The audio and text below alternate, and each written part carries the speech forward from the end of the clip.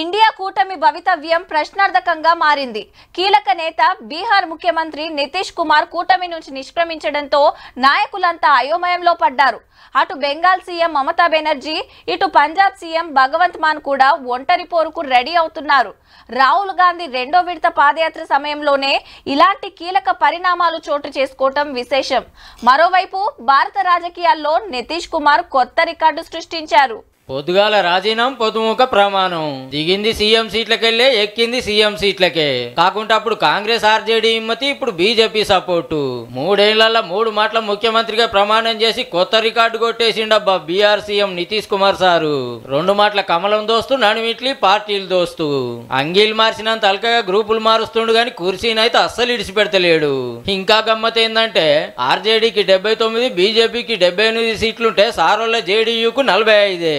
ఆ 2 పార్టీలకు వడది కాబట్టి మేము పవర్లో లేకున్నాం మంచిదే గాని మా దుష్మన్ పార్టీ ఉండొద్దని నితీష్ కుమార్ సార్ ఎంట పడుతున్నాయి. హీగేముంది, ఏ పార్టీని నారాజు చేయకుండా 4 వద్దులు వాళ్ళతోటి 4 వద్దులు వీళ్ళతోటి సోపతి చేసుకుంటూ సమన్యాయం చేస్తున్నట్టుండు. మంత్రి పదవులు ఇస్తుంటే అదే మా భాగ్యం అనుకుంటుండ్రు. దేశంలో ఎక్కువ మాటల సీఎం గా ప్రమాణం చేసిన రికార్డు సుత సార్దేనులు. అప్పట్లో మునుంబెట్టి 23 ఏళ్లు ముఖ్యమంత్రిగా ఉన్న బెంగాల్ పాత సీఎం జ్యోతిబా సారు ఇప్పుడు 23 ఏళ్ల కాంచి సీఎం ఉన్న ఒరిస్సా సీఎం నవీన్ పట్నాయక్ సార్ ప్రమాణం చేసింది 6 సార్లే. అప్పుడింతే ఇప్పుడింత 18 ఏళ్ల కాంచి బీఆర్ నేలుతున్న నితీష్ సార్ ఏమో 9 మాటల సీఎం అనే నేను అన్నాడు.